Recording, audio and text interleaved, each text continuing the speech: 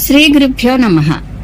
యుధిష్ఠిరుడు పితామహ మహాయుద్ధానికి వెళ్లి కోరుకున్నా కోరుకోకున్నా ప్రాణత్యాగం చేసిన యోధులకు ఏ గతి కలుగుతుంది?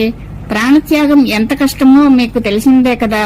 ఎవరైనా సరే ఉచ్చస్థితిలో ఉన్నా నీచ స్థితిలో ఉన్నా శుభ సమయమైనా అశుభ సమయమైనా గాని చావాలని కోరుకోరు. దీనికి కారణమేమిటి?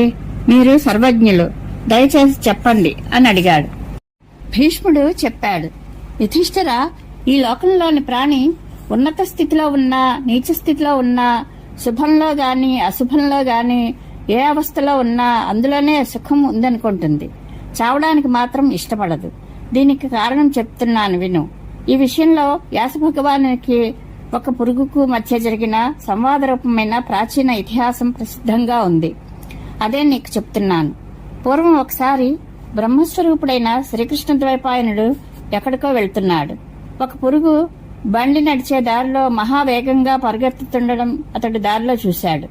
వ్యాసునికి ప్రాణులన్నిటి యొక్క గతి భాష తెలుసును. అతడు ఆ పురుగును, కీటకమా, ఇప్పుడు నీవు చాలా భయంగా కంగారుగా ఉన్నట్లు కనబడుతున్నావు. చెప్పు, ఎక్కడికి పరిగెత్తుతున్నావు? ఎక్కడి నుండి నీకు భయం కలుగుతోంది అని అడిగాడు.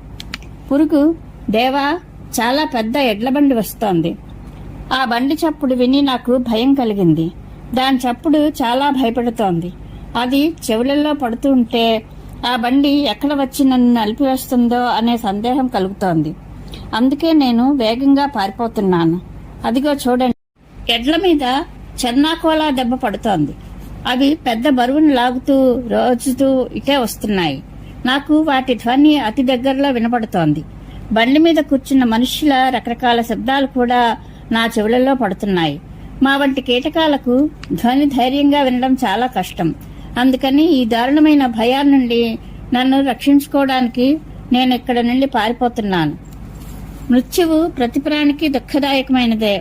తమ ప్రాణాలు అందరికీ దుర్లభమైనవన్నీ అనిపిస్తాయి. ఎప్పుడైనా సుఖం నుండి దుఃఖంలో పడిపోతానేమో, అలా జరగకూడదు. ఈ భయంతోనే పలాయనం చిత్తగిస్తున్నాను అని చెప్పింది.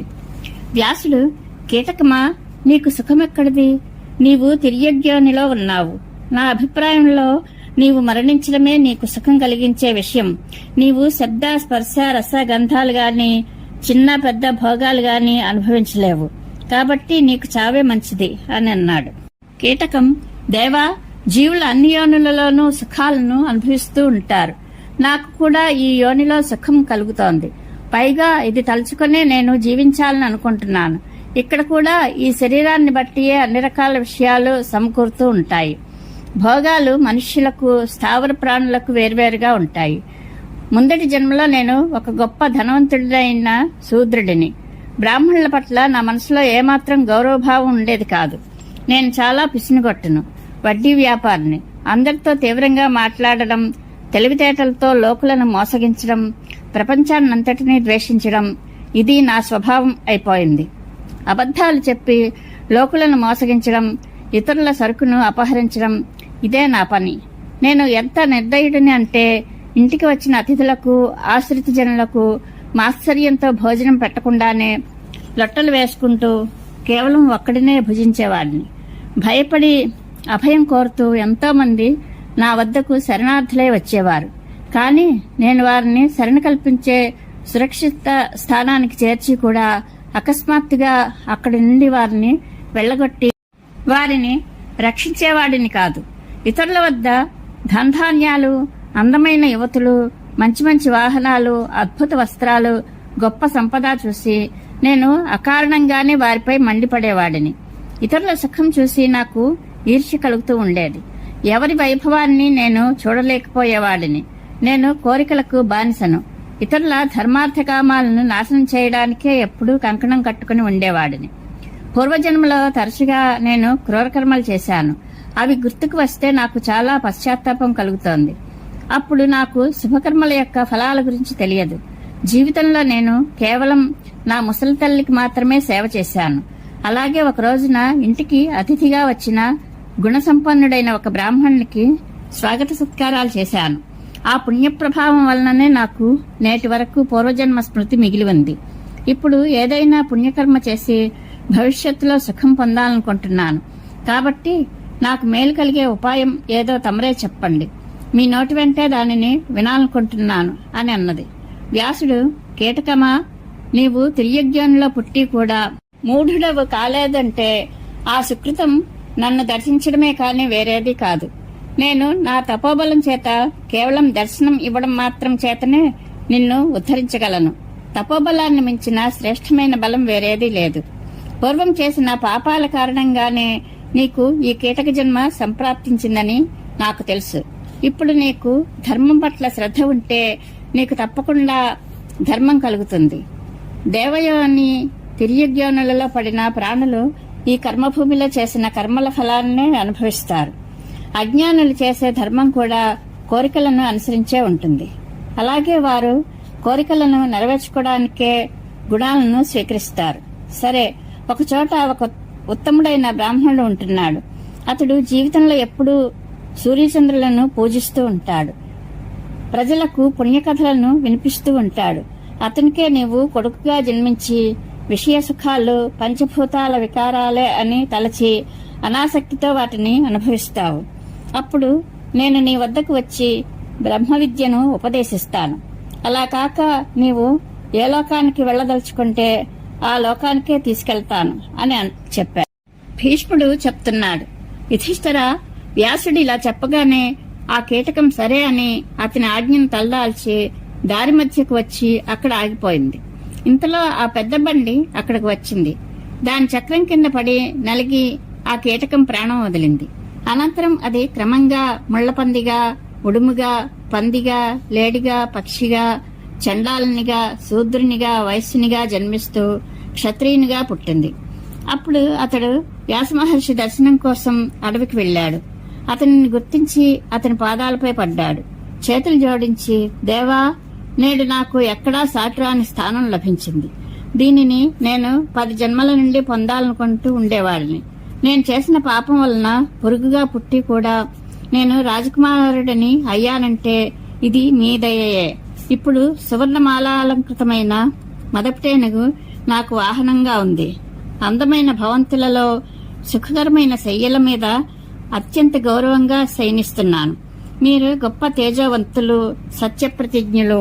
మీ అనుగ్రహం వల్లనే నేడు కీటక జన్మ నుండి రాజపుత్రునిగా అవతరించాను. మహాప్రాజ్ఞ, మీకు నమస్కారము. మీ తపోబలం ప్రభావం వల్లనే నాకు ఈ రాజపదవి ప్రాప్తించింది. కాబట్టి మీకు ఏమి సేవ చేయమంటారో సెలవియ్యండి అని అడిగాడు.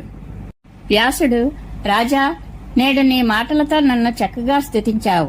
ఇంకా ఇంతవరకు నీకు నీ కీటక జన్మ యొక్క కలుషిత వాసనలు ఉన్నాయి. నీవు పూర్వజన్మలో ధనలోలుడవై, నృశంసుడవై, ఆతతాయి అయిన శూద్రుడవై సంపాదించిన పాపాలన్నీ పూర్తిగా నశించిపోలేదు. కీటక జన్మలో కూడా నీవు నా దర్శనం చేసినందువలన కలిగిన పుణ్యం చేతనే క్షత్రియుడవయ్యావు. నేడు నన్ను పూజించినందువల్ల నీకు బ్రాహ్మణత్వం ప్రాప్తిస్తుంది. రాజకుమారా, నీవు రకరకాల సుఖాలు అనుభవించి చివరికి గోవులను, బ్రాహ్మణులను రక్షించడానికి యుద్ధంలో నీ ప్రాణాలను ఆహుతి చేస్తావు. తదనంతరం బ్రాహ్మణ రూపంలో అధిక దక్షిణలు కలిగిన అనేక యజ్ఞాలు చేసి అవ్యయ బ్రహ్మస్వరూపుడవై అక్షయానందాన్ని అనుభవిస్తావు అని అన్నాడు. భీష్ముడు చెప్తున్నాడు, ఈ రీతిగా పూర్వజన్మ స్మృతి కలిగిన ఆ కీటకం ఇప్పుడు క్షత్రియునిగా పుట్టి క్షాత్రధర్మాన్ని పాటించసాగింది. తరువాత అతడు అతి గొప్ప తపస్సు ఆరంభించాడు. ధర్మార్థతత్వ విధుడైన ఆ రాజకుమారుని యొక్క ఉగ్రమైన తపస్సును చూచి విప్రవరుడైన కృష్ణద్వైపాయన మహర్షి అతని వద్దకు వచ్చి, కీటకమా, క్షత్రియులకు ప్రాణులను రక్షించడమే ధర్మం. నీవు శుభాశుభములను గూర్చిన జ్ఞానం సంపాదించు.